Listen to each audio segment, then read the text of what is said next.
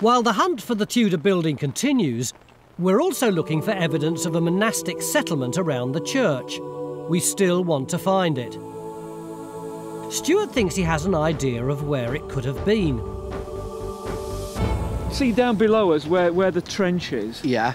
That's cut across the line of a ditch which goes straight up there and leads straight towards the churchyard. So it's going beyond the churchyard wall down there? Well, I would suspect so. You can't see any trace of it in the churchyard. No. But it actually comes along from there, down below us, heads towards that pylon there in the distance. But it does a right angle across the field there. You see where that greener grass is across there? It's just a bit beyond that. There's actually quite a dip when you get down there. Right. And then on the aerial photograph and in the earthworks, you can actually see a ditch heading down towards the river. See where the low ground is down there? Yeah. Well, that's where there's a series of fish ponds now, probably to do with the manor house. See the bottom of the slope in front of us? It is, but what that dip is and why they've used it as fish ponds is because it's an old river channel coming through there. Ah, right. So that might be the sort of former edge of the river in the Saxon period.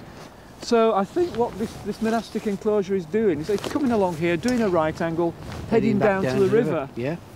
Potentially where it is over that side, obviously the church is there, which you'd expect that to be in it, wouldn't you? Yeah. Yeah. And to me, it looks as if the other edge of it is going to be where the village is separated from.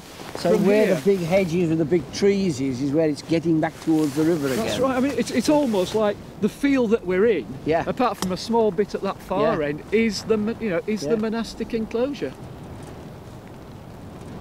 It gives you that that sense of isolation that I know you like with monasteries. Well, that's right. Yeah, it's almost on a promontory sticking eastwards, isn't it? It is. Yeah, that's absolutely ideal.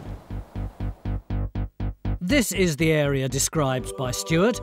It's the edge of the monastic enclosure, with the church inside it and the edge of the village forming one side to it. It's a huge site, but entirely what one might expect.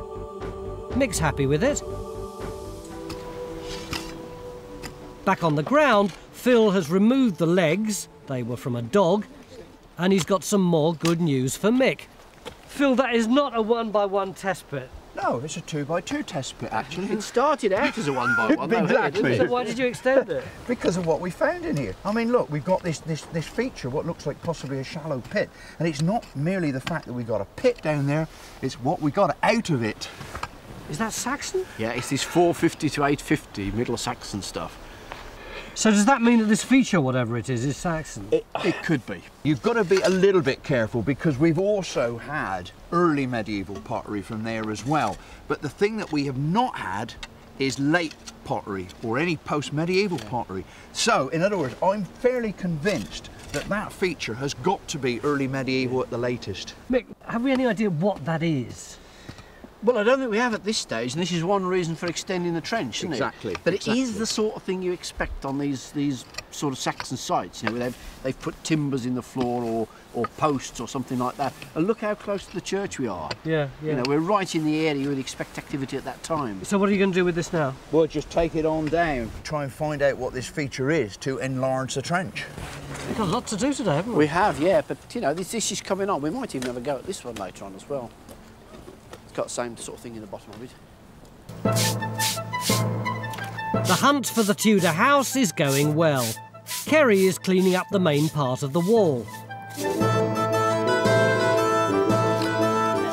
Some locals are helping expose more of it, while we're beginning to think that the material in this trench is to the front of the house.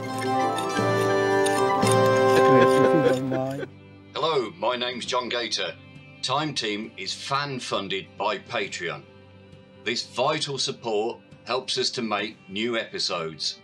Joining Patreon gives you access to exclusive interviews, 3D models and masterclasses, plus lots more.